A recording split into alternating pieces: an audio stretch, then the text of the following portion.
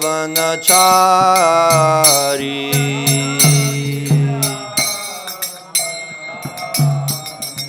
Jaya Radha Madhava Kunja Vihari.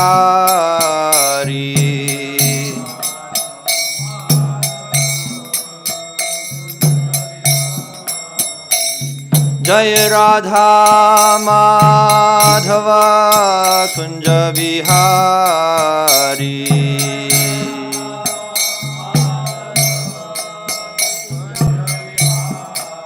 Gopi Jana Vallabha Girivaradhari.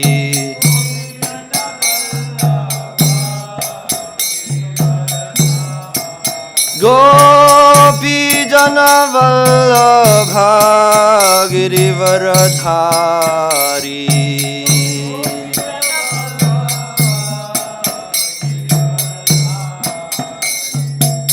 Yashoda Nandana Vraja Jana Ranjana. Yashoda Nandana Vraja Jana Ranjana. Yashoda Nandana Vraja Jana Ranjana. Yamuna Tira Vanachari. Yamuna Tira Vanachari. Jaya Radha Madhava Kunja Vihari.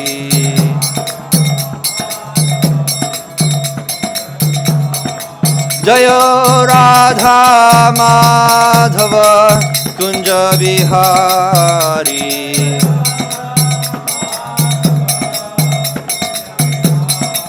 Gopi Jana Vallabha Girivaradhari.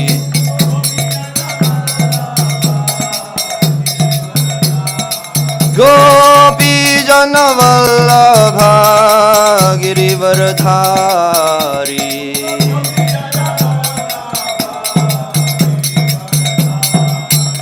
Yashoda Nandana Vraja Jana Ranjana. Yashoda Nandana Vraja Jana Ranjana. Yamuna Tira Vanachari. Yamuna Tira Vanachari. Jaya Radha Madhava Kunja Vihari. Jaya Radha Madhava Kunja Vihari.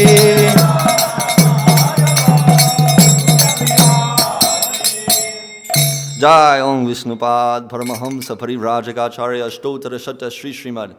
His Divine Grace of Bhai Charanaravinda Bhakti Vedanta Swami Srila Prabhupada Ki Jai. Jai Om Vishnupad Paramahamsa Parivrajagacharya Stotra Shatta Sri Srimad.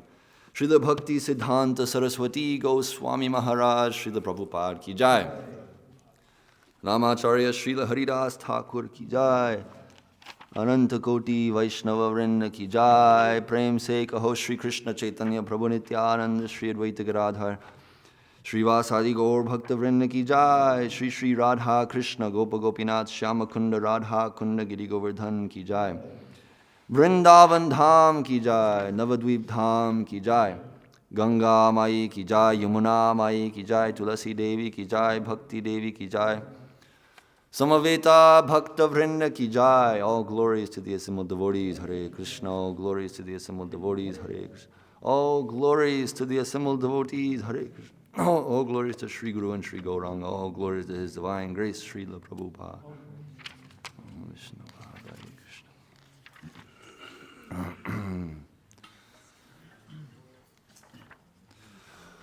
Om Namo Bhagavate Vasudevaya. Om Namo Bhagavate Vasudevaya. Om Namo Bhagavate Vasudevaya. Reading from Srimad Bhagavatam, Canto 3, chapter number 5, Vidura's talks with Maitreya, text number 37. Bhutanam Nabha Adinam Yat Bhavya Avara Varam Tesham Para Anusangsargat Yatha Sankhyaam Gunan Viduhu Bhutanam Nabha Adinam Bhutanam Nabha Adinam Yad Yad Bhavya Varavaram Yad Yad Bhavya Varavaram Teshang Paranusangsargad Teshang Paranusangsargad Yatha Sankhyaam Gunan Viduhu Yatha Sankhyaam Gunan Viduhu Bhutanam Nabha Adinam Yad Yad Bhavya Varavaram Teshang Paranusangsargad Yatha Sankhyaam Guna Viduhu Bhutanam Nabha Adinam Yad Yad Bhavya Varavaram Teshang Paranusangsargad Yatha Sankhyaam Gunan Viduhu.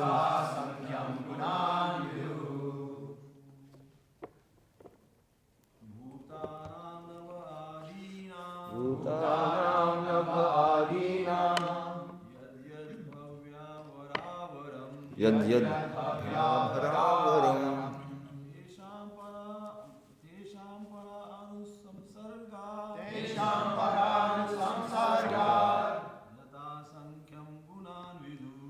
Yada Sankhyaam Gunan Viduhu.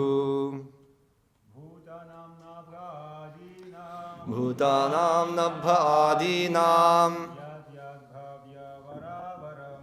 Yad Varavaram Samsargad Gunan Viduhu. Bhutanam Nabha Adinam Yad Yad Bhavya Varavaram Teshang Paranusangsargad Yatha Sankhyaam Gunan Viduhu. Bhutanam Nabha Adinam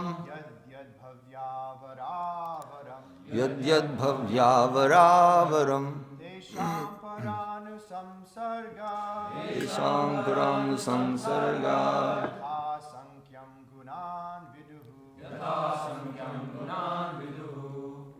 Bhutanam Nabha Adinam Bhutanam Abhimadinam Yad Yad Bhavya Varavaram Teshang Paranusangsargad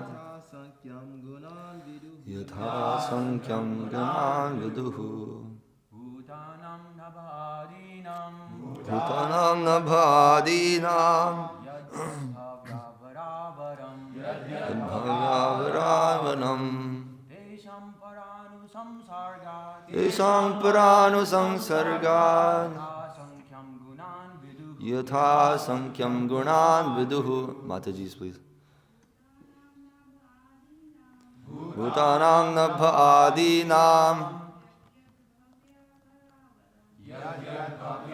Ravaram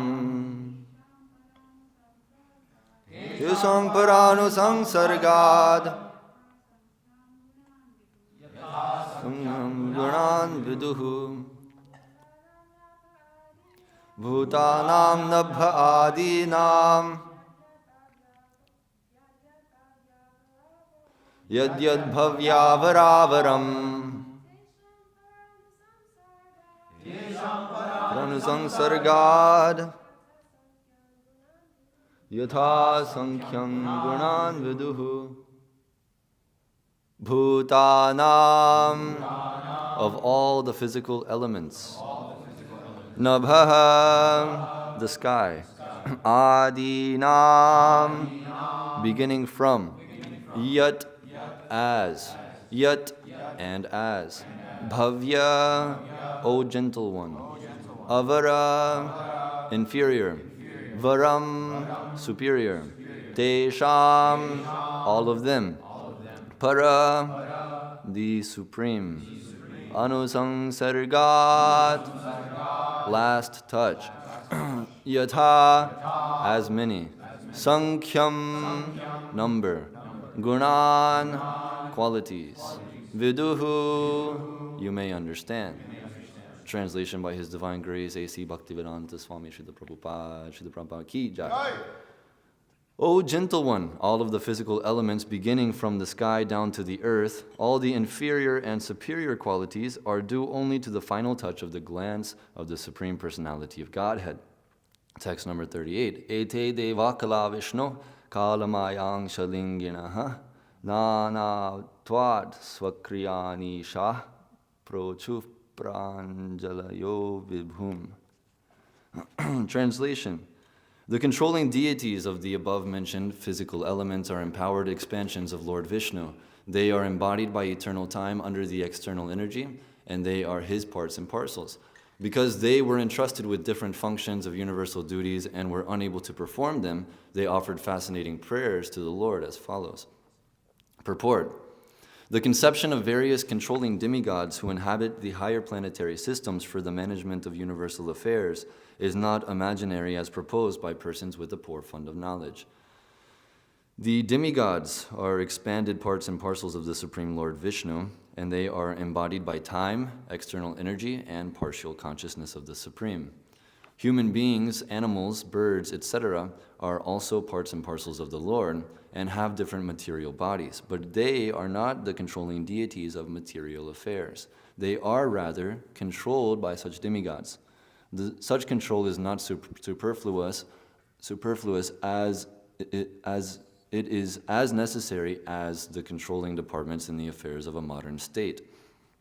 The demigods should not be despised by the controlled living beings. They are all great devotees of the Lord, entrusted to execute certain functions of universal affairs. One may be angry with Yamaraj for his thankless task of punishing sinful souls, but Yamaraj is one of the authorized devotees of the Lord, and so are all the other demigods.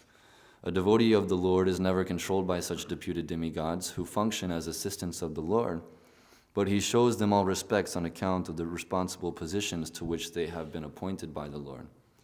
At the same time, a devotee of the Lord does not foolishly mistake them to be the Supreme Lord. Only foolish persons accept the demigods as being on the same level as Vishnu. Actually, they are all appointed as servants of Vishnu. Anyone who places the Lord and the demigods on the same level is called a pashandi, or atheist. The demigods are worshipped by persons who are more or less adherents to the processes of jnana, karma, yoga, and karma. That is, the impersonalists, meditators, and fruitive workers. The devotees, however, worship only the Supreme Lord Vishnu. This worship is not for any material benefit as desired by all the materialists, even up to the salvationists, mystics, and fruitive workers. Devotees worship the Supreme Lord to attain unalloyed devotion to the Lord. The Lord, however, is not worshipped by others who have no program for attaining love of God, which is the essential aim of human life. Persons averse to a loving relationship with God are more or less condemned by their own actions. The Lord is equal to every living entity, just like the flowing Ganges. The Ganges water is meant for the purification of everyone, yet the trees on the banks of the Ganges have different values. A mango tree on the bank of the Ganges drinks the water, and the nimba tree also drinks the same water, but the fruits of both trees are different. One is celestially sweet, and the other is hellishly bitter. The condemned bitterness of the nimba is due to its own past work, just as the sweetness of the mango is also due to its own karma. The Lord says in Bhagavad Gita 16:19, Tan aham dvishata kruran samsareshu naradhaman kshipam yajasram ashubhan asurishveva yonishu. The envious, the mischievous, the lowest of mankind, these do I ever put back into the ocean of material existence, into various demoniac species of life. Demigods like Yamaraj and other controllers are there for the unwanted conditioned souls who always engage in threatening the tranquility of the kingdom of God. Since all the demigods are confidential devotee servitors of the Lord, they are never to be condemned. Om ajnanatimirandhasya jnananjana shalakaya chakshurun militam yena tasmai Shri Gurave Namaha Shri Chaitanya Manobhishthang Sthapitam yena bhutale swayam rupa kadamahyam dadati swapadantikam Vandeham Shri Guru Shri Yuta Parakamalam Shri Gurun Vaishnavangscha Shri Rupam Sagrajatam Sahagana Raghunathanvitam Tam Sajivam Sadvaitam Savadhutam Parijana Sahitam Krishna Chaitanya Devam Shri Radha Krishna Padan Sahagana Lalita Shri Vishakhanvitamscha. Hey Krishna Karuna Sindho Dinabandho Jagatpate Gopesha Gopika Kanta Radha Kanta Namostute Tapta Kanchana Gaurangi Radhe Vrindavaneshwari Vrishabhanu Sute Devi Pranamami Hari Priye Nama Om Vishnu Padaya Krishna Preshthaya Bhutale Srimate Bhakti Vikasa Swamin Niti Namine Nama Om Vishnu Padaya Krishna Preshthaya Bhutale Srimate Bhakti Vedanta Swami Niti Namine Namaste Saraswate Deve Gauravani Pracharine Nirvishesha Shunyavadi Paschatya Deshatarine Bancha Kalpatarubhyascha Kripa Sindhubhya Evacha Patitanam Pavanebhyo Vaishnavebhyo Namo Namaha Jaya Shri Krishna Chaitanya Prabhu Nityananda Shri Advaita Gadadhar Srivasadi Gaur Bhakta Vrinda Hare Krishna Krishna Krishna Hare Hare Hare Rama Rama Rama Hare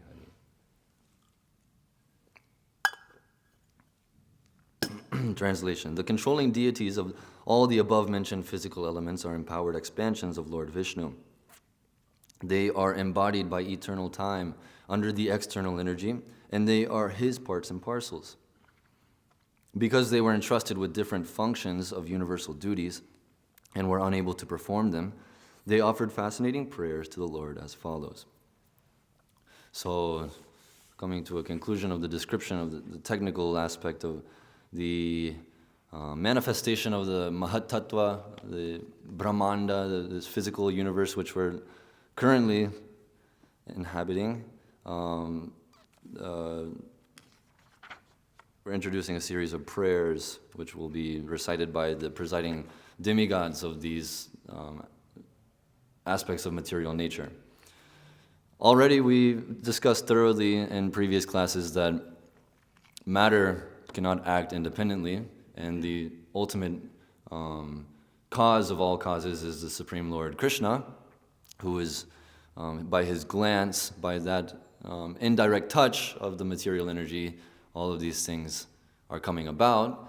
But more practically speaking, in today's verse, we're experiencing how matter is being controlled by living entities who are acting as representatives of the Supreme Personality of Godhead, known as Devatas, Devi, Devatas, like demigods, who are, there's over 33 crore demigods mentioned in the Vedic literature, and all of them have different functions which they've been deputed by the Supreme Lord to, in the activities of creation, maintenance, and destruction of the cosmic manifestation.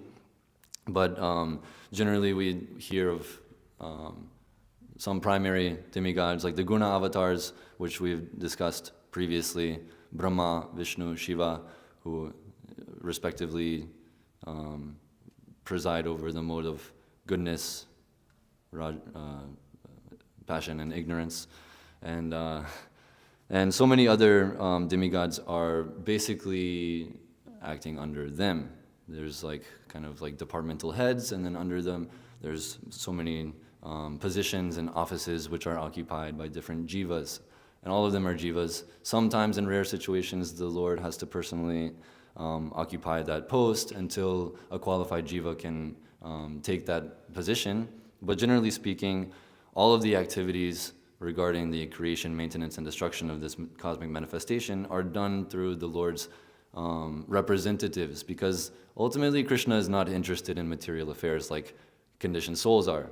He's not at all interested in these things, and he's not influenced by the modes of material nature, and he doesn't have material desires. Therefore, there's no reason why he would do such things, because God can do whatever he wants to do. And of course, like we mentioned, he can occupy these posts if he so desires, but generally speaking, he doesn't desire these things. He enjoys relishing relationships with his devotees, as we hear in so many leelas which are described in Krishna book. He's eternally in his transcendental abode, where he's always relishing different flavors of relationship between his devotees. And playing his flute, playing with the cowherd boys, dancing, singing, eating nicely. These are the interests of the Supreme Lord. But the conditioned souls are full of material desires, and the Lord he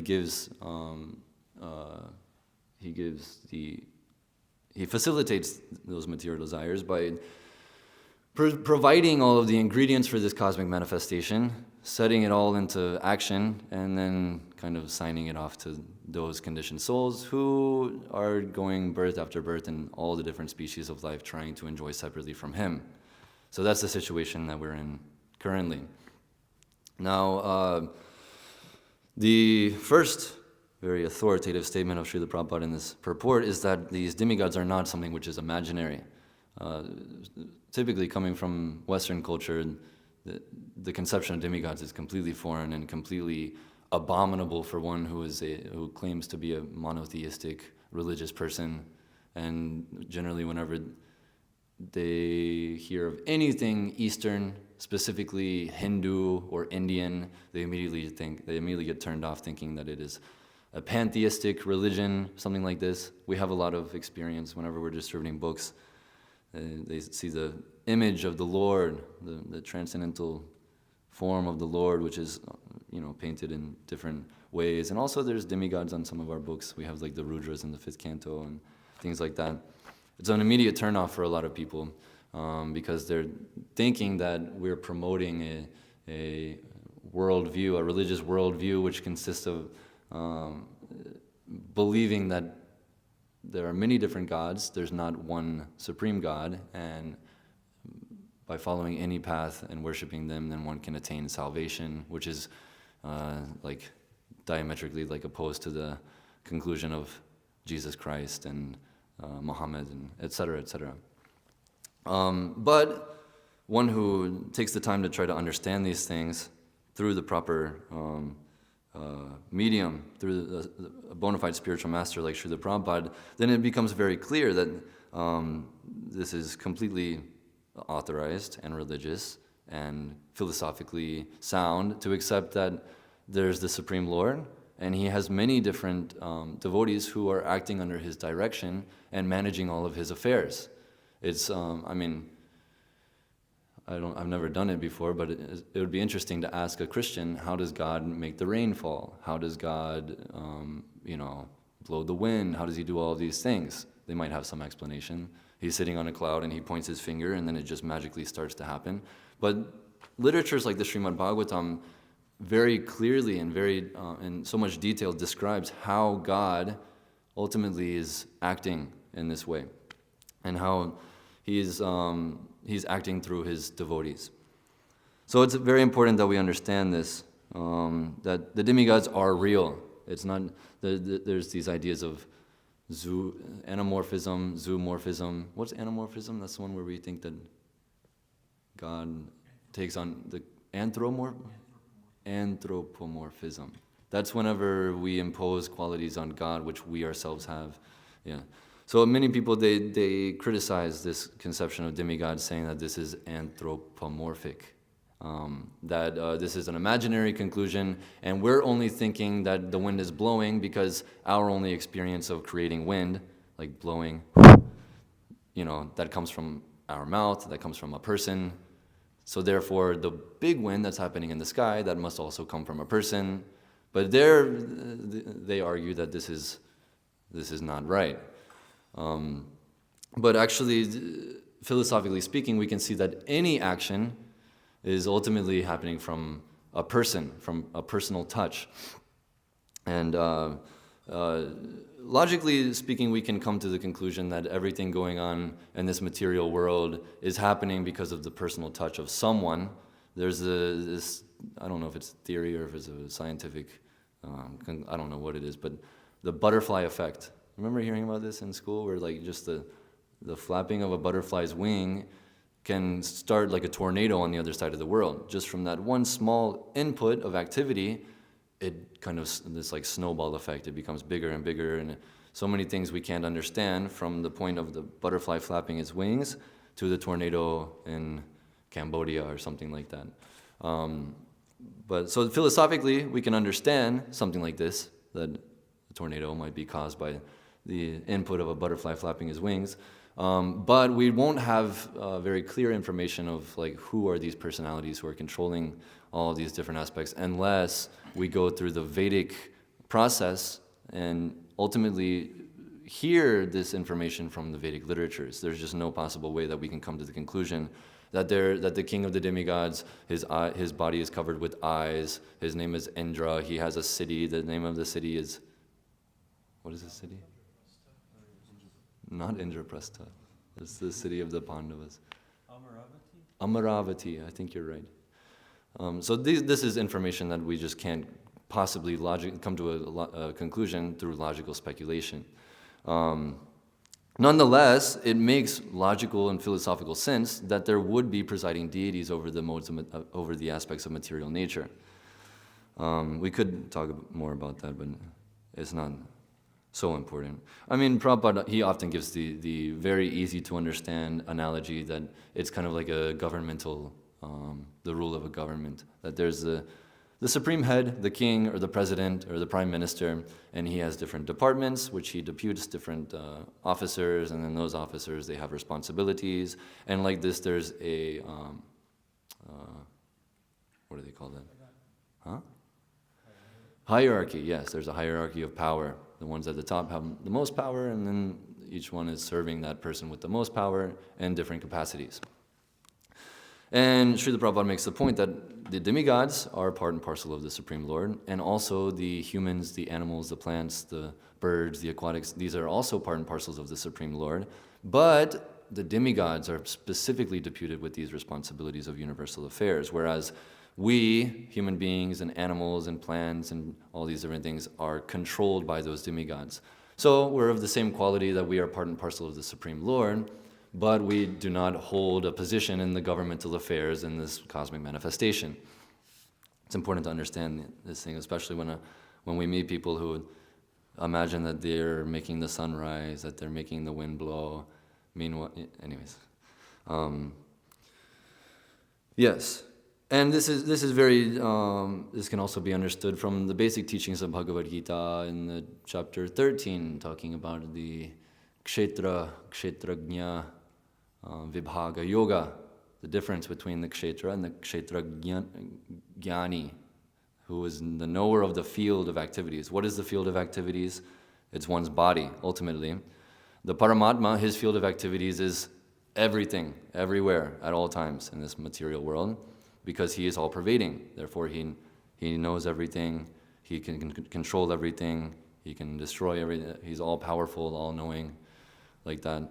But the jiva, who is just an infinitesimal part and parcel of that Paramatma, his field of activities are limited. Generally, they're limited to the physical body, which we've been given according to our past deeds. And for this reason, the demigods are granted a specific body in which they have the power to control the material elements in a way which is unimaginable for someone like us. We just can't even begin to understand how Indra is creating rain clouds and how Vayu is blowing the wind and things like this. We might be able to do some cloud seeding. I don't know if y'all heard, but there's huge flooding in like Dubai or something because of some problems with their experiments with the cloud seeding. We can do something like that, and as discussed, there'd be many problems whenever we go outside of our designated department of what we're allowed to control. And we can blow we can blow something, we can lift something, we can control people to a certain level like this, but our kshetra is just physically limited in so many different ways. Whereas the demigods, although they are also limited, practically speaking, their power is unlimited in comparison to someone like us, or especially compared to a creature like an ant or a plant or a fish or something like that. It's so vastly different that the demigods are almost as if on the level of God for such a person. They're so powerful that, they're so incredibly powerful. And this is because they have a body. They have been given a kshetra, which has the capabilities of doing these different things. And this is, of course, due to their previous karma. And ultimately, as we're hearing in this purport, that all of the demigods have some level of consciousness of the Supreme, meaning that they're to some extent Krishna conscious. That meaning that they are all devotees to some extent. They might be Mishra Bhaktas, where they're mixed with material desires. In fact, most of them would be. We're very fortunate that our Brahmaji is a pure devotee in this world, and he makes so many arrangements for the inhabitants of this universe to come to devotional service. But generally speaking, the demigods are mixed devotees, but devotees nonetheless. And because devotees are attracted towards piety and things like this, they accrue very good karma. Good karma, of course, we can also understand there's no good karma. But they accrue good karma. They are granted a specific body by which they can serve the Supreme Lord in different aspects, and according to their capacity. So the Supreme Person in this material universe is generally considered to be Brahmaji, who is, his body is comprised of intelligence, and serving under him are so many other demigods. We can't even begin to understand the types of bodies that they have. It's not like these, which we are present in. They don't have the same limitations that we do. And Prabhupada is explaining that the controlled living entities, like humans and animals, they should not become, despised. They should not despise the demigods. But nonetheless, we see that those with demoniac natures, they're always endeavoring to get this power that the demigods have. And they do it through artificial means, like we hear of Ravana trying to create an artificial means to obtain the heavenly planets, building a stairway to heaven. There's also a similar story in the Bible in Babylon and that whole Leela. But we see that ultimately they're frustrated. This is because they're not qualified to occupy such a post. The demigods are very pious, and like I said, they're devotees of the Supreme Lord, so therefore they're given this responsibility because they can be trusted. They can be trusted with this responsibility, that they will not use this power for evil deeds. Of course, we sometimes see, specifically Indra, he kind of gets a bad rap because he messes up a lot, and he's very famous, he's very infamous for many of his big mess ups, like whenever he, who was that? In the Ramayana, his wife who turned to stone. What's her name? Alia. And her wife is Gautama Rishi? Gautam Rishi. If anyone knows. Indra is doing some nonsense and got himself into trouble. And of course, we're most familiar with this Govardhan Leela, Indra getting himself into trouble. Not once, but twice in Krishna book where Indra gets himself into trouble. But devotees nonetheless. I mean, obviously we're all trying to also be devotees, and we also find ourselves getting into trouble, so it's not out of the realm of possibility that even demigods can make mistakes. And they're very, very big, so the mistakes that they make are very, very significant, whereas we're very, very small, so the mistakes that we make, well, how much damage can we really do? But they're given that responsibility because they are purified to a certain extent of having the tendency to make these types of mistakes. We can only imagine if we were given the power of Indra or Vayu, what kind of nonsense we would do. So we're not qualified even for a material post like this, what to speak of having the very great privilege of being a pure devotee of the Lord and inhabiting and living eternally with Him in the spiritual world. As Prabhupada is saying, that this whole situation that He's created is ultimately to avoid disturbances in the spiritual world. Because if the spiritual world was filled with all these, rascals, then there would be disturbance. And that's not possible. There can't be disturbance in the spiritual world. Therefore, Krishna gives facility to them. So, yes, like that. They have a specific body which they have earned, and the Lord has given them that specific body by which they have a vast amount of power. So they become known as controlling deities. Ultimately, we understand that Ekale Ishwar Krishna Ar Shababhritya, that ultimately there's only one Ishwar, there's only one controller, and then all others are his servants.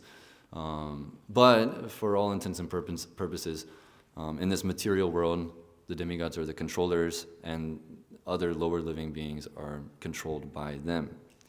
In general, but Srila Prabhupada makes the point, the very important point here, that a devotee of the Lord is never controlled by such demigods. Once one has taken shelter of the Supreme Lord with a pure desire to become His servant and His devotee, then the Lord takes personal responsibility of that person. And His desire supersedes any of the desire of any demigod, whether he's Brahma, Shiva, Indra, Vayu, whoever it may be.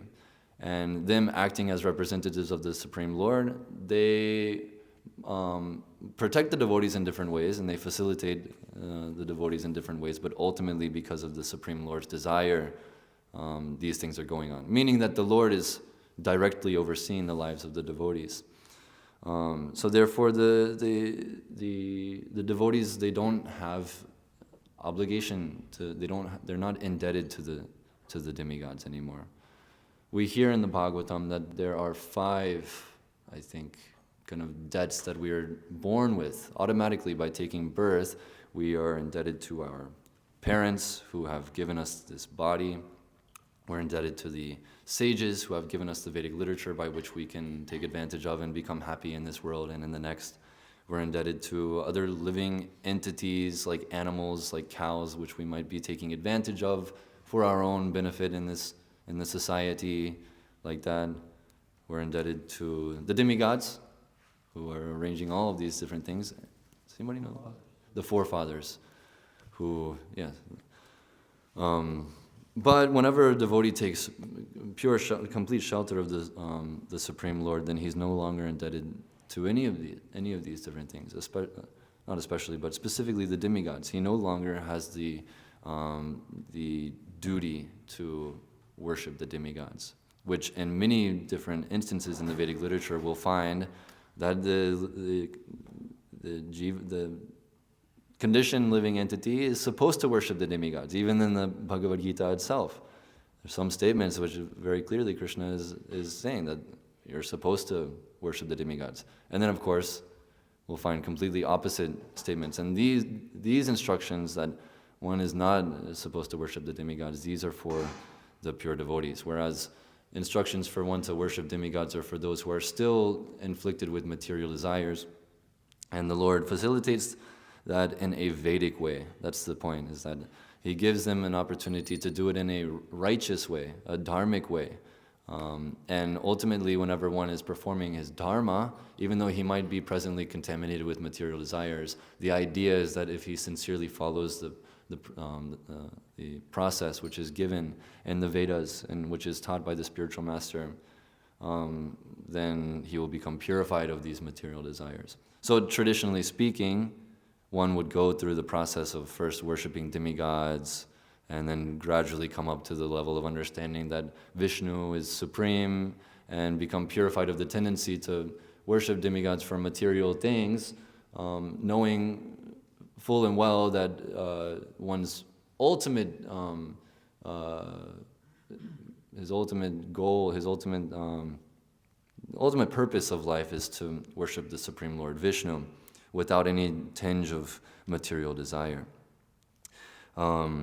Which is not, and attaining this level of reviving one's nature of being Satchit Ananda, being eternally full of knowledge and bliss, which is the desire of every living entity ultimately, whether they know it or not. This cannot be accomplished unless one comes to that platform, unless one transcends this tendency to take shelter of fallible soldiers, as Srila Prabhupada calls them. Unless one comes to that standard, he will never actually become happy. And this is kind of by design, as we often hear. His Holiness Bhakti Vikas Maharaj, I think he said this, that the material world is perfectly designed to be imperfect, and that all of our endeavors to be happy here are ultimately defeated, whether we're doing it Vedically or whether we're doing it very sinfully. So even in the process of worshiping demigods, ultimately we're meant to transcend that. It's kind of like, it's encouraged, just like whenever a baby is learning to walk, they might walk a few steps and everybody's, yes, like so excited and like, amazing, this is so great. But if like a 23-year-old is like walking like that, then there's a problem here, some developmental issues or something. So similarly, if one is super materialistic and he's taking shelter of the Vedic path of worshiping demigods to fulfill his material desires, for such a person, okay, great, that's great. But if he doesn't come up to the level of exclusively worshiping Vishnu, then especially after a long time, then we can understand that it's not that the process isn't working, it's that he's insincere in the process. He has a misconception. So he goes on like that. And this should not be encouraged. And this is not encouraged in the Vedas. Contrary to common popular belief in the modern Hindu conception, that everything is okay. You can worship anyone, you can do anything. Okay, you worship Krishna, that's good. I worship Durga, that's also good. Both are recommended in the Vedas. But they fail to recognize this very important point, that one is meant to come to the standard of worshiping Krishna.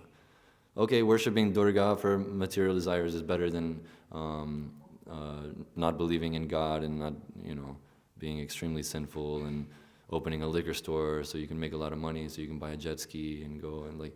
So obviously it's a little better, but it's not the point is that this is still a pashandi, as Prabhupada is explaining. It's still atheistic almost.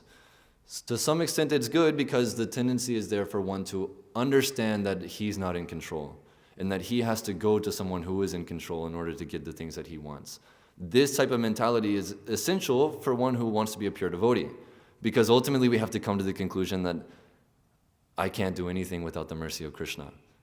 Ultimately, this tendency has to be directed to Krishna.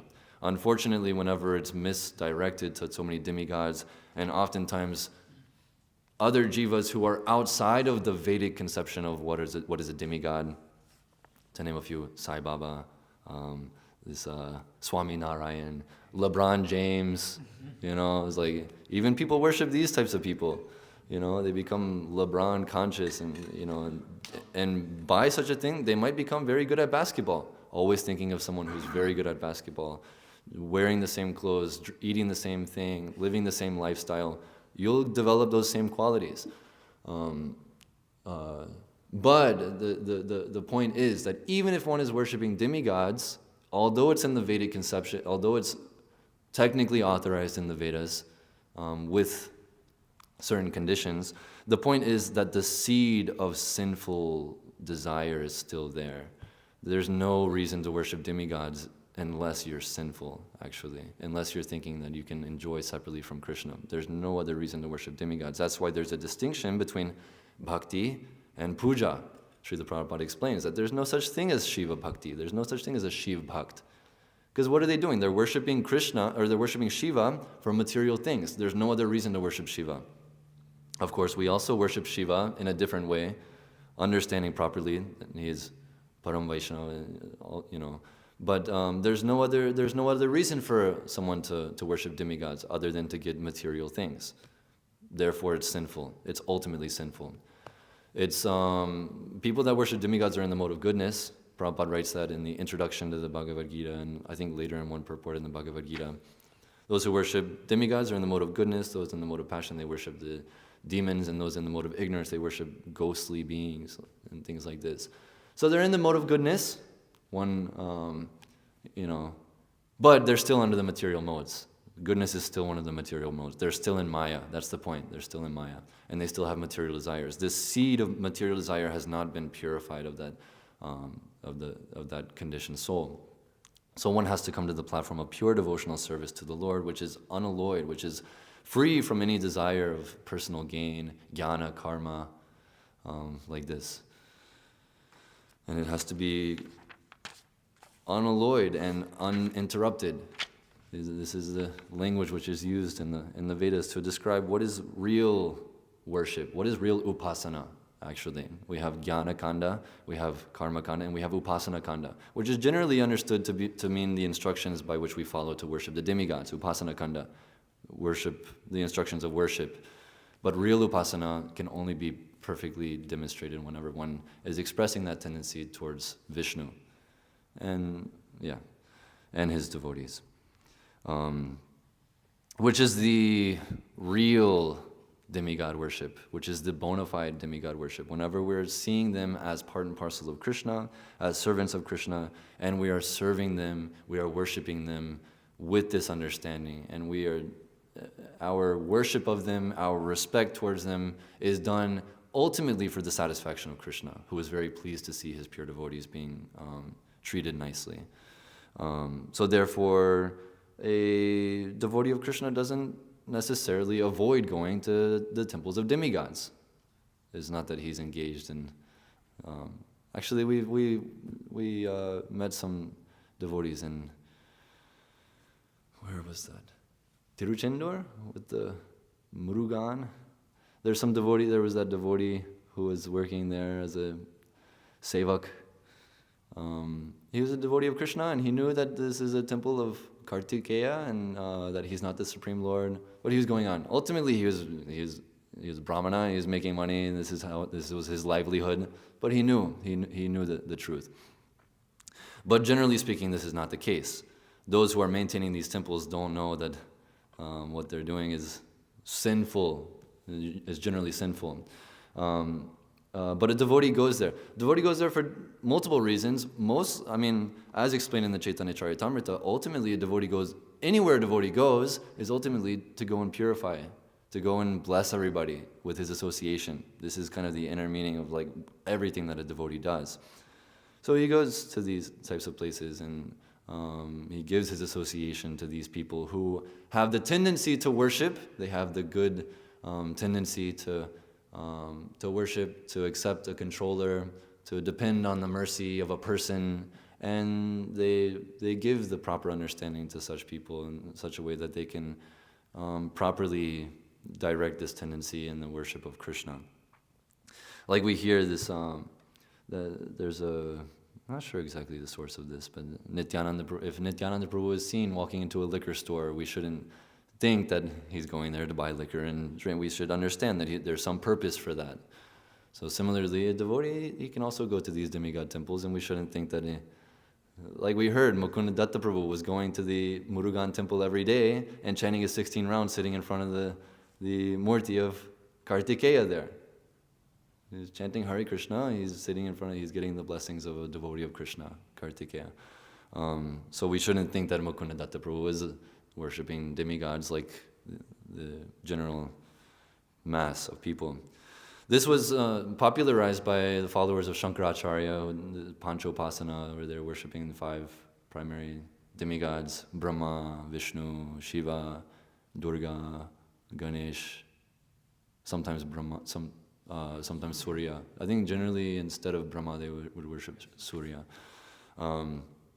But they're doing it in a very sinful way, because they're not distinguishing that Vishnu is supreme, that Vishnu is fully spiritual, and that service to Vishnu is the ultimate goal, is the real purpose of life. So therefore they are known as Pashandi.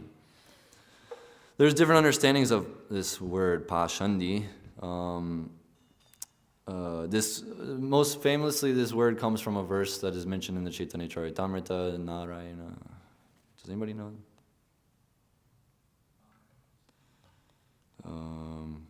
Yastu Narayanam Devam Brahma Rudradi Daivitaihi Samatvenaiva Viksheta Sapashandi Bhavedruvam. A person who considers demigods like Brahma and Shiva to be on an equal level with Narayana is to be considered an offender, or a Pashandi. The specific word is given, Pashandi. This is explained by, I think, Damodar Pandit or somebody in Chaitanya Charitamrita. He says the same type of thing. A foolish person who says that the Supreme Personality of Godhead is the same as the living entity is an atheist, and he becomes subject to punishment by the superintendent of death, Yamaraj. So ultimately, what's happening whenever we equate the different demigods with Vishnu is that we're equating a jiva, an infinitesimal living entity, with the Supreme Personality of Godhead. We're equating an Atma with Paramatma, like this. We're comparing something very, very small with something very, very big. Of course, there might be some comparison there. You can make some comparison there, but practically speaking, there's such a world of difference between the two. In Srila Prabhupada's purport to this verse in the Chaitanya Charitamrita, he gives many different understandings of this word Pashandi. Srila Bhaktisiddhanta Saraswati Thakur, he has his definition of Pashandi. In one place, Srila Prabhupada is saying that Pashandi refers to one who considers the living entity under the control of the illusory energy to be equal with the Supreme Personality of Godhead, who is transcendental to the material energy.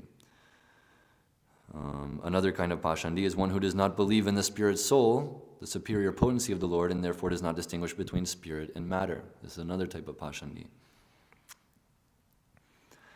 Jiva Goswami, in his Bhakti Sandarbha, he gives a couple of different meanings of this word Pashandi. And specifically in his explanation of the offense of Shruti Shastra Nindanam, of blaspheming the Vedic literatures, he explains that worshippers of impersonalists like Dattatreya are also Pashandis, worshipping impersonalists. These are Pashandis. And concerning the offense of Aham Mama Bhava, considering the body to be the self, considering I am the doer, Jiva Goswami explains that a Pashandi is those who are overly absorbed in the conception of the body and the bodily necessities. This is also a Pashandi. Elsewhere in Bhakti Sandarbha, Pashandi is one who considers the demigods and the Supreme Personality of Godhead to be one. Therefore, he worships any type of demigod as the Supreme Personality of Godhead. These are different... and one who disobeys the orders of the spiritual master is also known as a Pashandi, which is described in different places in the Bhagavatam. So on the whole, a Pashandi, although it's translated simply to mean atheist, there's many different aspects of what is an atheist? I mean, we have this word, Gnostic, which specifically refers to one who rejects the authority of the Vedas. And that's the same thing with Pashandi. It's almost like a synonym with the Gnostic. A Pashandi ultimately just rejects the conclusions of the Vedas. He rejects the authority of the spiritual master. He rejects the supremacy of the Supreme Personality of Godhead. He rejects the existence of the spirit soul. He's thinking everything is material. He rejects the conclusion that one should not become an impersonalist or a Mayavadi. So the essence is that a Pashandi is not following the Vedic path. So therefore, even though we see many people worshiping the demigods, building big temples, taking diksha, claiming one's adherence to a specific line of Guru Parampara, which all seem to be very Vedic, and they might even follow the rules and regulations of the Vedas more strictly than devotees of Krishna. even though we might see people like this, they're actually pashandis, they're actually completely atheistic, and they're actually not following the Vedas. Such people should be respected to a certain extent. We see Srila Prabhupada respecting even big Mayavadis to a certain extent. They're promoting Vedic culture. They're, living a very pure and not such a sinful life. But like I mentioned, the root of sinful desire is still there. And following such a person, worshiping such a person is very, very dangerous. Even there's societies separate from our Krishna consciousness movement, which they like to. Guru Maharaj was explaining. I was just hearing this morning that Basu Ghosh Prabhu, the temple president of Baroda, ISKCON Baroda, the Swami Narayan people, they wanted to come and give a demonstration, give us some presentation about the importance of not eating meat, onion, garlic, not taking alcohol, just following the rules and regulations basically. And Basu Ghosh Prabhu asked Maharaj, is this okay? Because they're not going to be speaking any theology or anything. What's the harm? But Maharaj, he says, no, this should not be allowed. Even though they're not externally sinful and they're following all the rules and regulations apparently, they're actually very sinful because they're worshiping a jiva as the Supreme Personality of Godhead. Therefore, we should reject anything and everything which they're trying to offer. So this is the point. This is where it gets really tricky, especially in India. It's really, really hard to see what's right and what's not right, because there's just so much. There's just so many different jatomat tatopat. So yeah.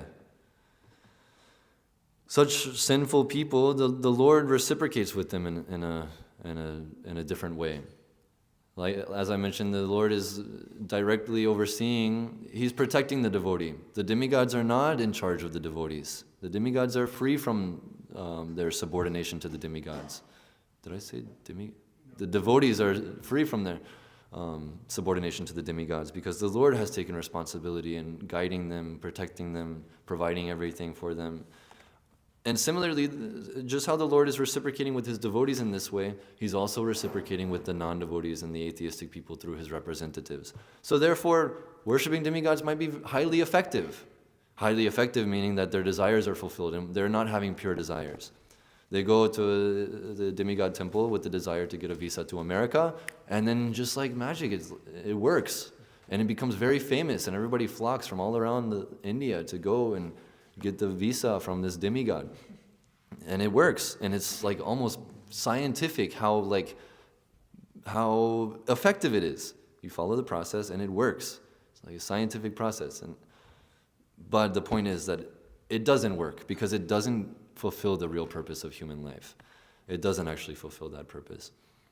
And the Lord is reciprocating with their material desires, and He's ultimately, like Prabhupada quotes this verse from the Bhagavad Gita, He's casting them back into the ocean of material existence because they haven't actually developed this desire to serve Him.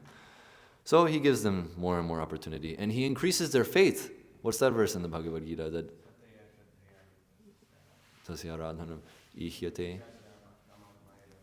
That ultimately the Lord even gives faith in such people. Although their faith is wrongly disposed towards the wrong person, the Lord is the cause of that faith. Ultimately, Krishna is the one giving that faith. How to understand these things? Because Krishna wants everyone to become a pure devotee. So ultimately, the Lord is doing this to purify those of their material desires. He's it might work, you might get your material things, but very quickly you'll realize that this is not actually what's going to make me happy. So then the idea is that they'll gradually come to frustration from this process and take shelter of Krishna in pure devotion. And because they're already in the Vedic system, and they already have the tendency to go to temples and to worship deities and to associate with sadhus and to do pious activities, then it will be very easy for them to come to that level. They're already in the system, they just have to direct that tendency to serving the Supreme Lord. So this is the Vedic system. And Prabhupada even said that even in our society, as we expand and as we specifically establish Varnashram Dharma, there will be demigod worship.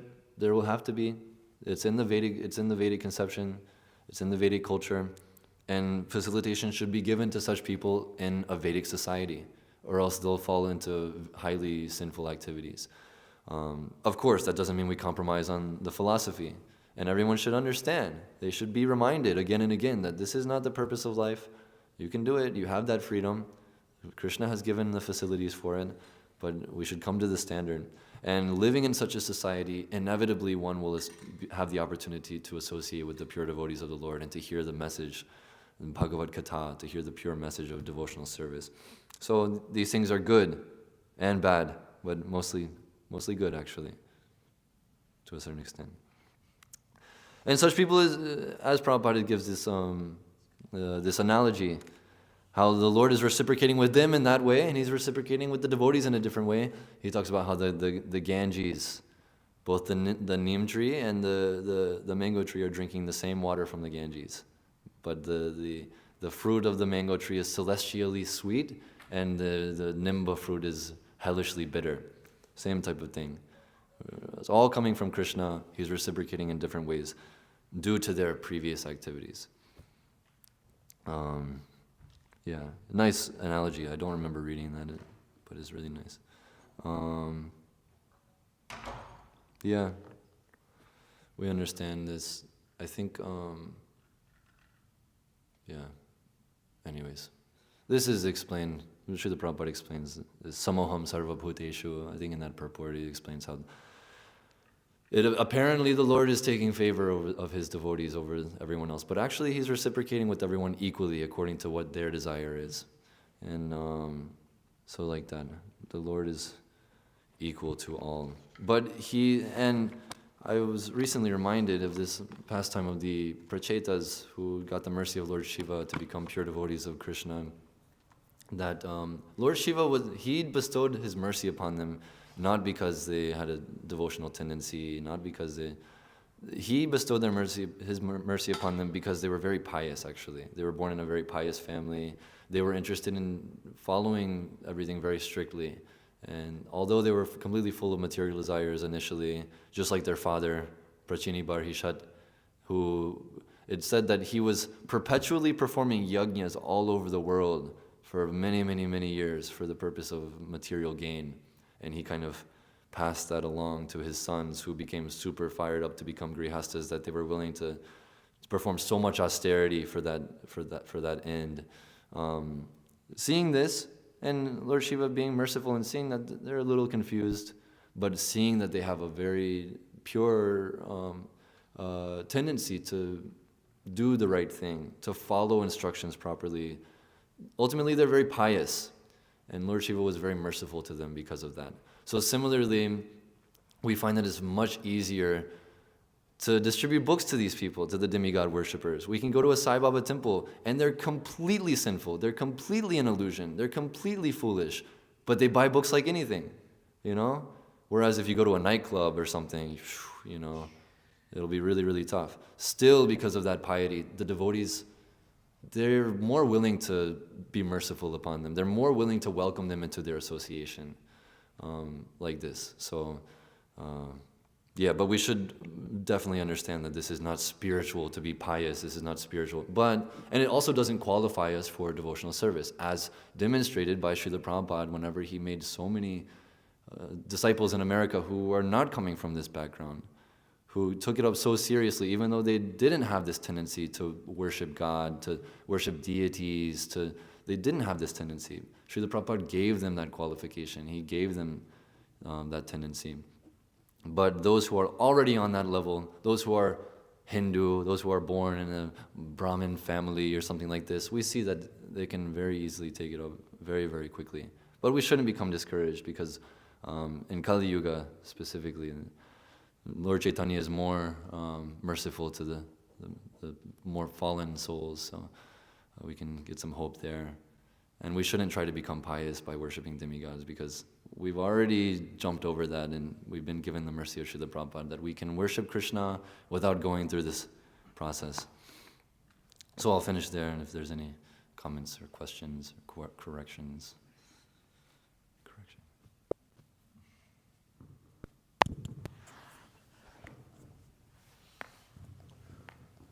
Prabhu, for someone who has material desires and who is worshipping Krishna, how does Krishna reciprocate?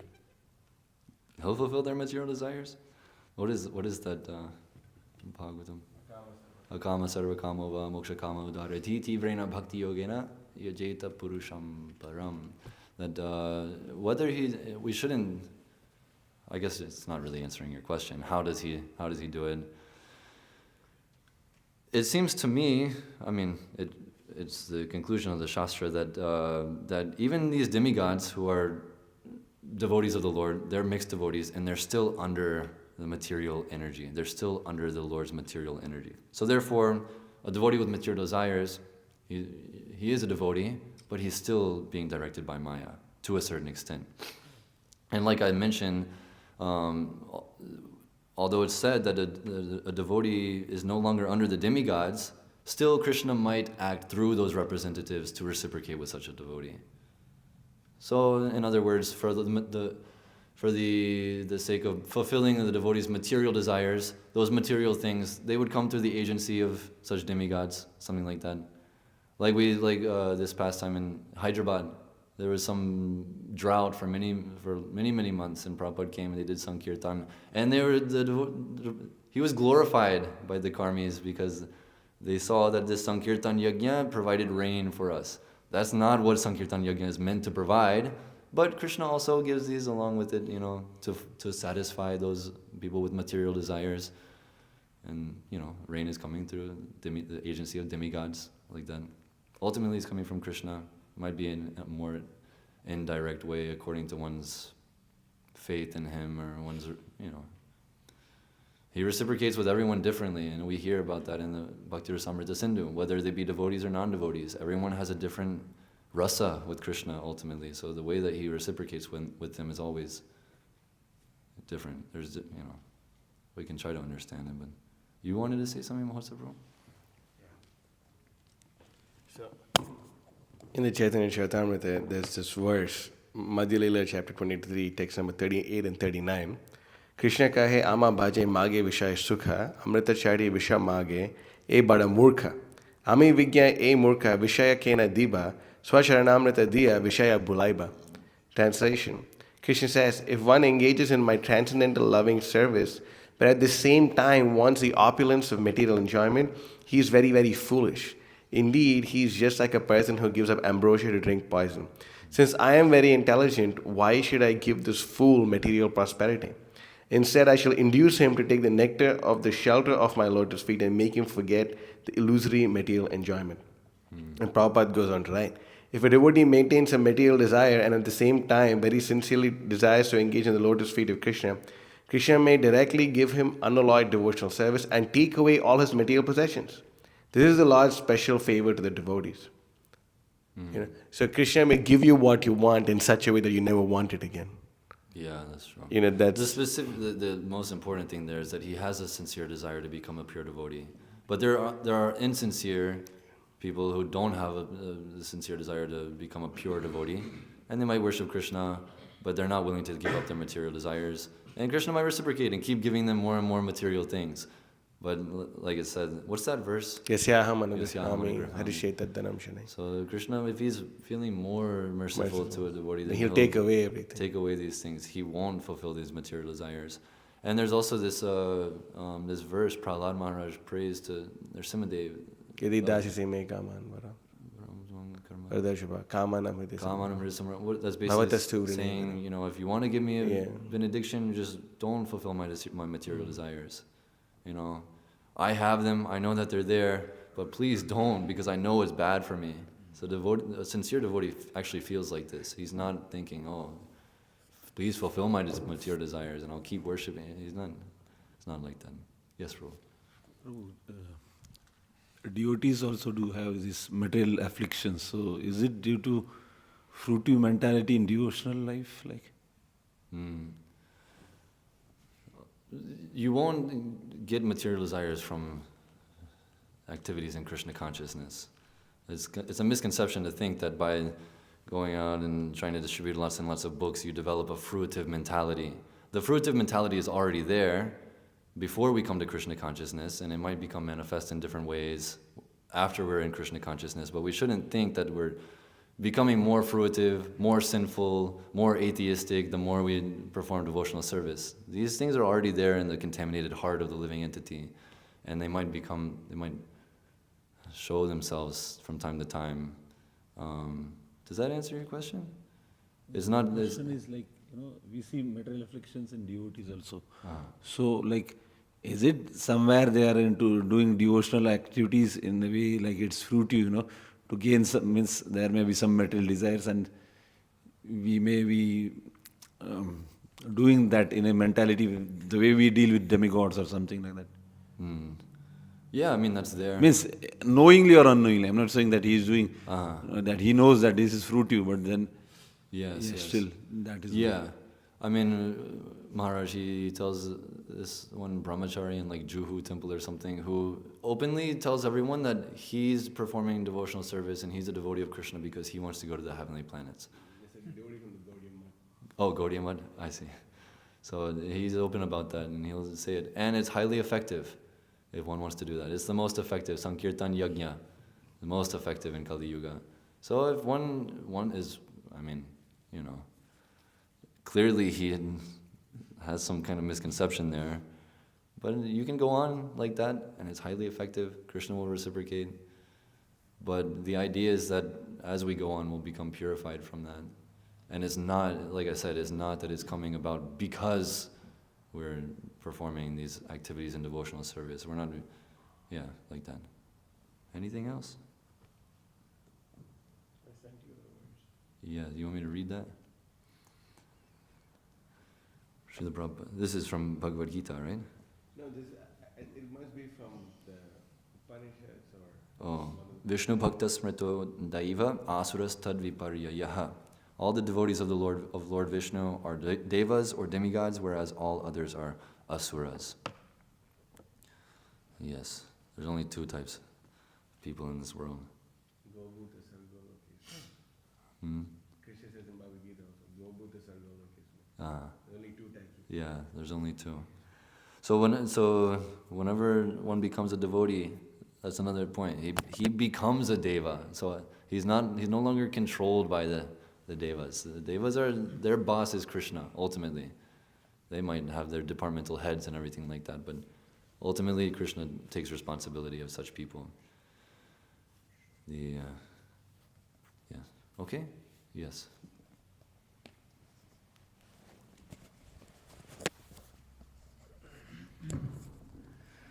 I was just wondering about with like Indra, you were talking about how he has eyes all over his body. I'm sorry, it's kind of a random question, but I was thinking about it today. Because he's in a position where he's supposed to, enjoy material opulence to like the highest degree in the material world, but that sounds like extreme suffering. Yeah, it is extreme suffering because he was cursed to suffer like that.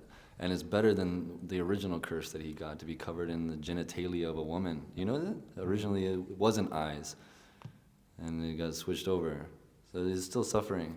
I mean, this goes to show that you're not completely free from suffering even up there. I mean, this is also their Abrahma Bhuvana Loka Punar Avartino Jana Mamopetya Tukonteya Punar Janmana Vidyate.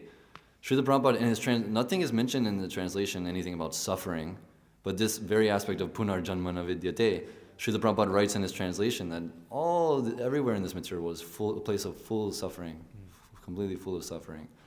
So of course, that's, a little different up there. They don't really suffer like we do. They generally only suffer whenever they're cursed. Actually, they only suffer whenever they get cursed. They don't have any kind of karmic reactions from previous sinful activities up there. Only until after they fall down from their position up there. It's interesting. We did some research into this when I was in Bhopal, kind of debating whether or not demigods accrue sinful karma when they're up there, because they don't. They don't have to follow the four regs. They don't have to follow any of the injunctions of the Vedas. They just enjoy life. They don't have to do anything. Whenever they mess up, it's whenever they come down to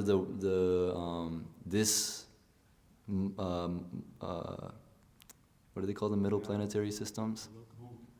Bhuloka, the middle, Madhya, I don't know. But Bhuvar Loka. So like we see like in the case of like Vritrasura, Indra, it's always curses, and it's always curses. It's never that Indra really gets it sometimes. Shows by example that forget about it if you think you're going to go there and enjoy it without any tinge of suffering. I remember one of the classes Mukunda Prabhu gave here, he was speaking about how like some devotees enter into Krishna consciousness when they're at this dasha of their life, but then in the other, I don't know anything about Jack's quantum astrology, but he was mentioning that it affects and you. How like there's many Shani, devotees go Graha, through this, that, like they go through all that this phase. So it seems like the demigods are affecting, right? It seems like it, but this also is there to bewilder those who are not sincere. Is there to bewilder atheistic people. Ultimately, a devotee, whether happiness or distress, he's always just taking shelter of Krishna. And there might be external ways which you can blame it on so many different things. The devotee always accepts this is due to my past activities, and this is much less than what I really deserve. And Krishna might apparently be acting through the demigods and through the astrology and everything to punish a devotee or something like that. But I also had a question. I don't know if we have the time for I another guess question. I don't know.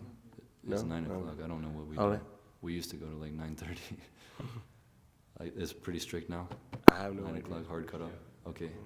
Srimad Bhagavatam ki jai, Srila Prabhupada ki jai. Vancha